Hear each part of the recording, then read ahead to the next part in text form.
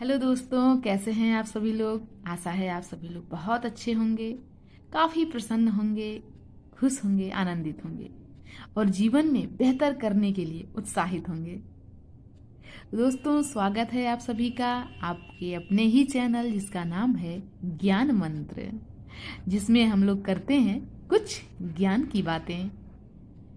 दोस्तों, जीवन का पहला और अंतिम मंत्र है किसी भी काम में सफल होने के लिए सकारात्मक होना। यह अकेला ऐसा मंत्र है जो व्यक्ति को जीवन में सफलता दिलाने के लिए काफी है।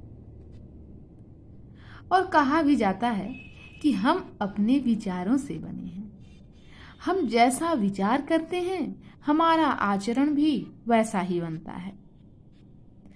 तो यह हम पर ही निर्भर है कि हम अपने मस्तिष्क में कौन सा बीज बोते हैं, सकारात्मक बीज बोते हैं या नकारात्मकता के बीज बोते हैं। यदि हम सकारात्मक बने रहते हैं तो किसी भी चुनौती में, किसी भी परेशानी में कुछ न कुछ अच्छा जरूर तलाश लेते हैं और लगे भी रहते हैं लगातार अपना सर्वश्रेष्ठ देने के लिए, और अंत में सभी समस्याओं को दूर भी कर लेते हैं। भविष्य में आने वाली तमाम चुनौतियों के लिए अपने आप को अंदर से मजबूत व तैयार भी पाते हैं। तो दोस्तों, सारी बातों का निष्कर्ष यही है कि हमें सदैव अपने जीवन में सकारात्मक बने रहना है। सकारात्मक सोच हमें ऊर्जा प्रदान करती है और जो कार्य हम करते हैं वो 100% बेहतर होता है। तो चलिए दोस्तों, इन्हीं सब बातों के साथ आज हम शुरू करेंगे अपने हिस्ट्री सब्जेक्ट का जो टॉपिक है उसका नाम है सैंधव सभ्यता एवं संस्कृति। इसके पहले हम लोगों ने जो टॉपिक पढ़ा था वह था पाषाण काल और आज का टॉपिक है सैंधव सभ्यता एवं संस्कृति। तो अभी हम इसके ऑब्जेक्टिव क्वेश्चन पढ़ रहे हैं। इसके बाद भविष्य में हम लोग पूरी बुक को पढ़ेंगे। तो चलिए दोस्तों, स्टार्ट करते हैं। पहला क्वेश्चन है, मानव समाज विलक्षण है क्यों? क्योंकि वह मुख्यतया आश्रित होता है। किस पर आश्रित होता है?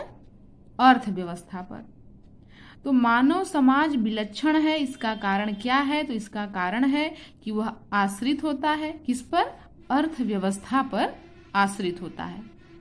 तो कैसे अर्थव्यवस्था पर आश्रित होता है इसके बारे में हम लोग इसकी व्याख्या में जानेंगे।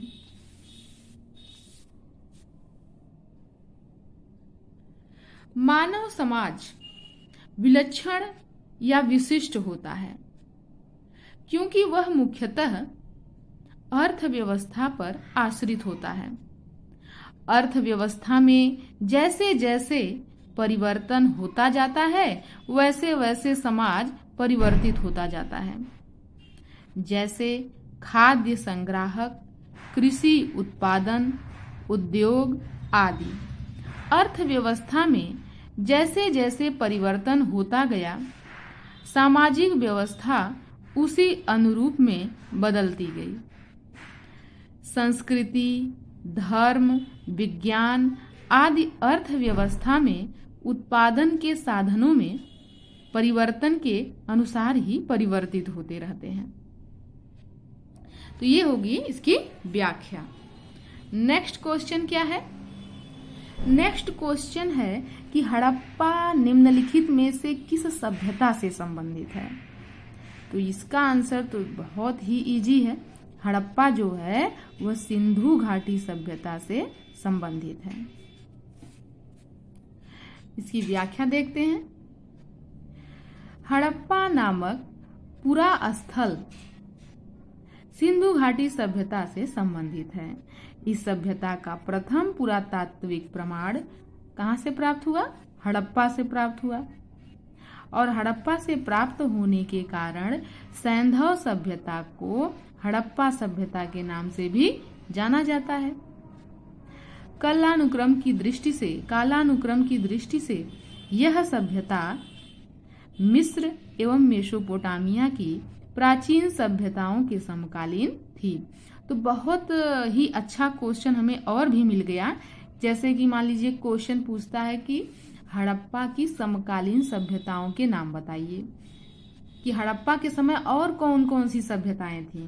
तो एक सभ्यता हमें मिल गई मिस्र की सभ्यता और एक मिल गई मेसोपोटामिया की सभ्यता, 2 सभ्यता मिल गई। और एक क्वेश्चन कि सिंधु घाटी सभ्यता का जो नाम है वो हड़प्पा सभ्यता पड़ा, क्यों पड़ा? क्योंकि सबसे पहले खुदाई हड़प्पा सभ्यता की ही हुई थी।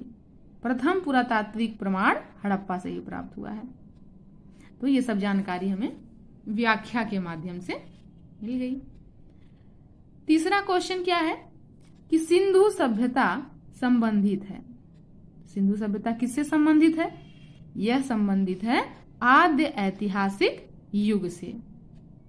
और आद्य ऐतिहासिक युग का मतलब सभी लोग जानते हैं कि ऐसा समय जब मानव को लिखने का ज्ञान तो हो गया था पर उसे पढ़ा नहीं जा सका, तो उसे ही आद्य ऐतिहासिक काल कहते हैं।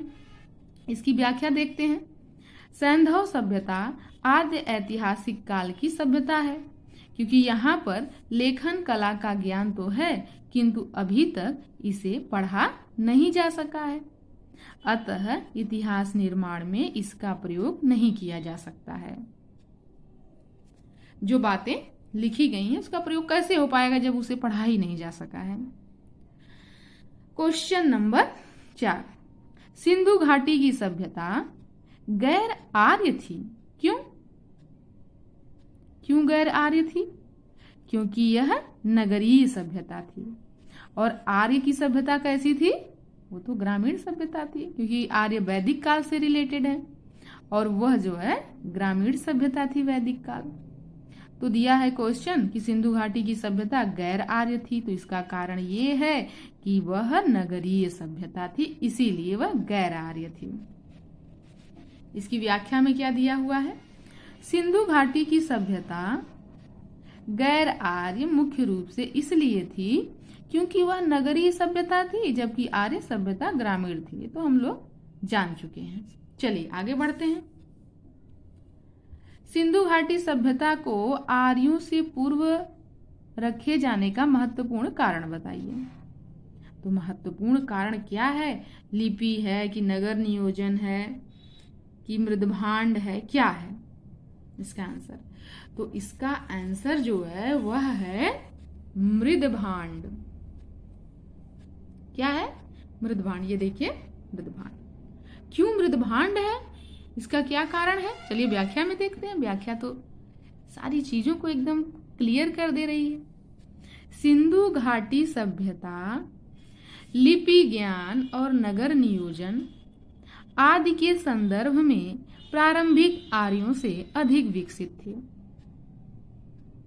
पुरातात्विक साक्ष्यों में अलग अलग काल में पाए गए मृदभांड ही सिंधु घाटी सभ्यता को आर्यों से पूर्व का सिद्ध करते हैं। काले रंग की आकृतियों से चित्रित लाल मृदभांड जहां हड़प्पा सभ्यता से संबंधित हैं, वहीं धूसर एवं चित्रित धूसर मृदभांड आर्यों से संबंधित माने गए हैं। तो कहने का मतलब जब खुदाई हुई और खुदाई में काले रंग के आकृति से चित्रित लाल रंग के मृदभांड प्राप्त हुए और उसकी जांच की गई, तो पता चला कि यह वैदिक काल से पहले का है। और ये जो उत्तर वैदिक या वैदिक काल की एक महत्वपूर्ण विशेषता है वह धूसर एवं चित्रित मृदभांड है। ये बार बार क्वेश्चन आता है कि धूसर एवं चित्रित मृदभांड किसकी विशेषता है? तो हम लोग कहते हैं उत्तर वैदिक काल की विशेषता है, तभी प्राप्त हुआ था। तो प्रश्न है कि सिंधु घाटी सभ्यता जो है वह आर्यों से पूर्व की है। आर्यों मतलब वैदिक काल से पूर्व की है। ये जानकारी हमें कैसे प्राप्त होती है, या फिर इसे कैसे हम कन्फर्म करें कि ये सिंधु घाटी सभ्यता जो है वह आर्यों से पहले की है। तो इसमें आंसर बताया गया है कि मृदभांडों की जो जानकारी हमें हुई है, उसकी जो जांच की गई है, उसे ये पता चल जाता है कि ये जो मृदभांड हैं ये वैदिक काल के पहले के हैं। जब वैदिक काल के पहले के हैं तो वैदिक काल से पहले सिंधु घाटी सभ्यता है, इसका मतलब ये सिंधु घाटी सभ्यता के ही है। तो ये बात है। चलिए आगे चलते हैं। नेक्स्ट क्वेश्चन, सिंधु घाटी संस्कृति वैदिक सभ्यता से भिन्न थी। क्यों भिन्न थी? इसका सबसे अच्छा कारण क्या है? इसके पास विकसित शहरी जीवन की सुविधाएं थी। किसके पास? सिंधु घाटी सभ्यता के पास। इसके पास चित्रलेखी लिपि थी। तो हम लोग को जानकारी है ही कि सिंधु घाटी सभ्यता में चित्रात्मक लिपि थी। इसके पास लोहे और रक्षा शस्त्रों के ज्ञान का अभाव था। तो ये तो जानकारी सबके पास है कि लोहा जो है वो सिंधु घाटी सभ्यता में इसकी जानकारी नहीं थी। वैदिक काल को भी दो भागों में बांटा गया है, ऋग्वैदिक काल और उत्तर वैदिक काल, जिसमें ऋग्वैदिक काल में भी लोहे की जानकारी नहीं थी। लोहे की जानकारी हुई उत्तर वैदिक काल में। तो दिया है कि इसके पास लोहे और रक्षा शस्त्रों के ज्ञान का अभाव था, मतलब सिंधु घाटी सभ्यता के पास अभाव था। तो तीनों बातें जो हैं वो वैदिक सभ्यता से भिन्न थी सिंधु घाटी सभ्यता में। का मतलब यहाँ शहरी जीवन था, यहाँ चित्रात्मक लिपि थी, यहाँ पर लोहे और रक्षा शस्त्रों का अभाव था। तो हाँ, तीनों बातें सही हैं। चलिए व्याख्या में देखते हैं कि क्या कुछ नया हमें पता चलता है। सिंधु घाटी संस्कृति वैदिक सभ्यता से अनेक बातों में भिन्न थी। सिंधु घाटी सभ्यता नगरीय थी, जबकि वैदिक सभ्यता ग्रामीण थी। सिंधु सभ्यता की लिपि भावचित्रात्मक थी। वैदिक सभ्यता के लोग लोहे तथा रक्षा शस्त्रों के ज्ञान से युक्त थे, जबकि सिंधु घाटी की सभ्यता में लोहे के ज्ञान का अभाव था। तो ये जानकारी हमें मिल गई व्याख्या से। नेक्स्ट क्वेश्चन, हड़प्पा संस्कृति की जानकारी का प्रमुख स्रोत बताइए। तो भाई हड़प्पा संस्कृति की जानकारी हमें कैसे प्राप्त हुई है? हड़प्पा के जो लिपि थी, जो लेख थे, वो तो लिखा गया पर पढ़ा नहीं गया। जब पढ़ा नहीं गया तो जानकारी कैसे होगी? तो इसका मतलब किसी अन्य चीज से हमें जानकारी मिली है। तो क्या है? शिलालेख? शिलालेख नहीं। क्यों? क्योंकि शिलालेख पे तो कुछ लिखा जाएगा, पढ़ा जाएगा, तब तो जानेंगे। पकी मिट्टी की मुहरों पर अंकित लेख। अब जहां लेख आ गया वहां तो तुरंत उसको गलत माना जाएगा। लेख लिख कर क्या होगा जब पढ़ा ही नहीं गया? और क्या है? पुरातात्विक खुदाई। हाँ, ये सही है, क्योंकि पुरातात्विक खुदाई से ही हमें सिंधु घाटी सभ्यता की जानकारी हुई है। खुदाई से प्राप्त जो सामान मिले हैं उसके आधार पर सिंधु घाटी सभ्यता को हम लोग जान पाए हैं। तो क्वेश्चन ये सी विकल्प सही है।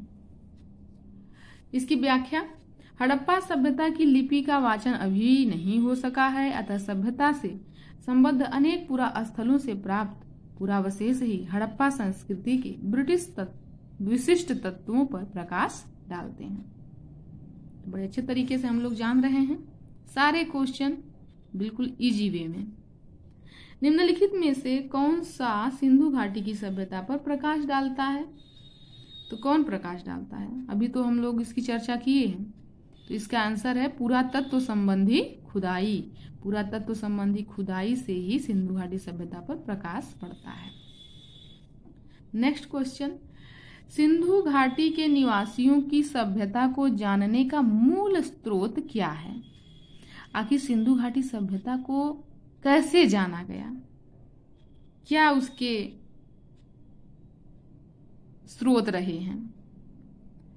तो सिंधु घाटी के निवासियों की सभ्यता को जानने का मूल स्रोत है मोहरें।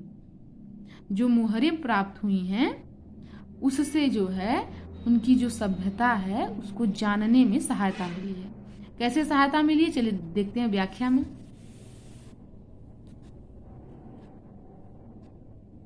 सैंधव सभ्यता से संबद्ध विभिन्न पुरास्थलों की खुदाई के फलस्वरूप यहाँ से प्राप्त 3000 से अधिक मोहरें इस सभ्यता के विषय में जानकारी के सर्वाधिक महत्वपूर्ण साधन हैं।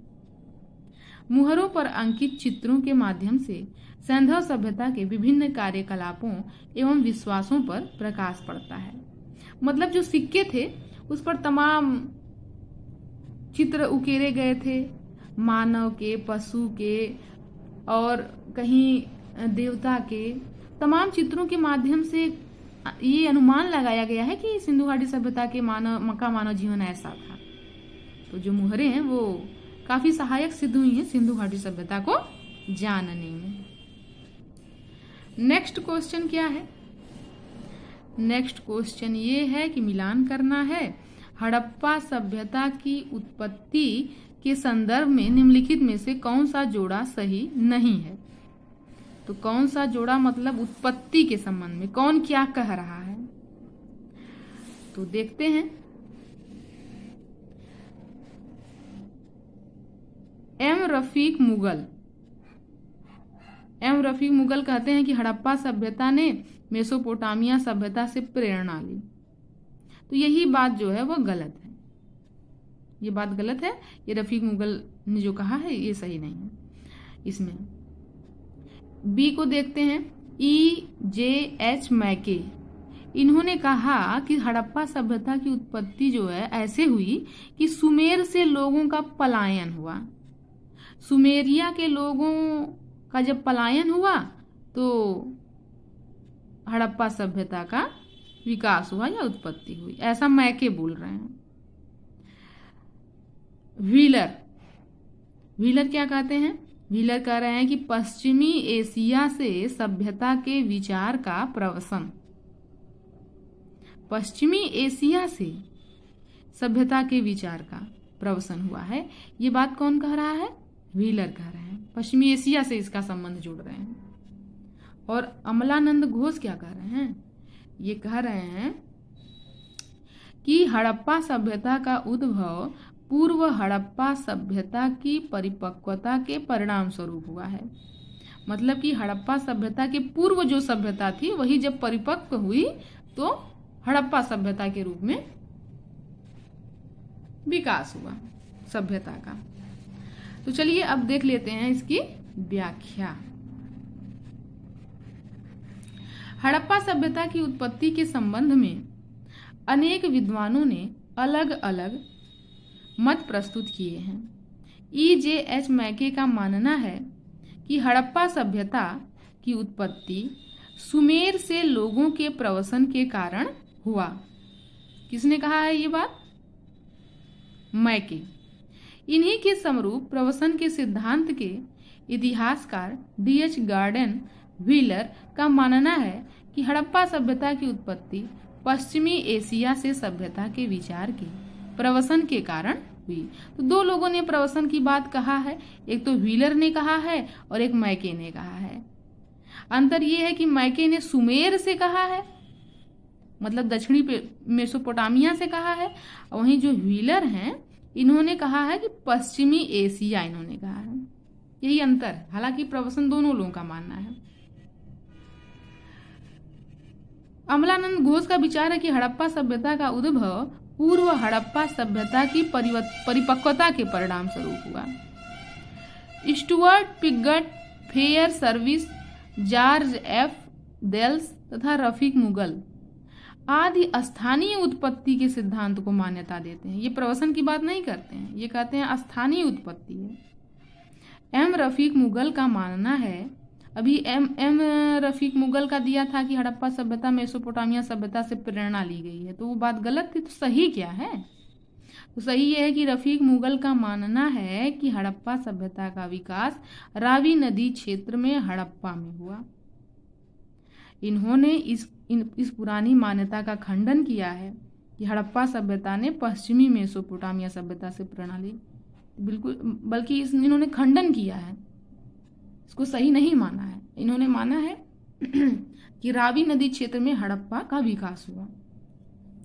तो इस तरीके से हमने 10 क्वेश्चन पढ़ा आज, 10 क्वेश्चन पढ़ा और उसकी व्याख्या पढ़ी। और आगे फिर जो है हम लोग इस क्रम को बढ़ाते रहेंगे और खूब उत्साह के साथ, प्रसन्नता के साथ और एक अच्छी ऊर्जा के साथ हम लोग पढ़ाई करेंगे और डेली इसी तरह थोड़ा थोड़ा करके हम लोग अपनी पढ़ाई को आगे बढ़ाएंगे, क्योंकि हमने ये सुना ही है कि बूंद बूंद से घड़ा भरता है। तो इसी तरह थोड़े थोड़े प्रश्नों से हम लोग आगे बढ़ेंगे। तो इन्हीं सब बातों के साथ आज के लिए बस इतना ही। मिलते हैं अगले वीडियो में। धन्यवाद।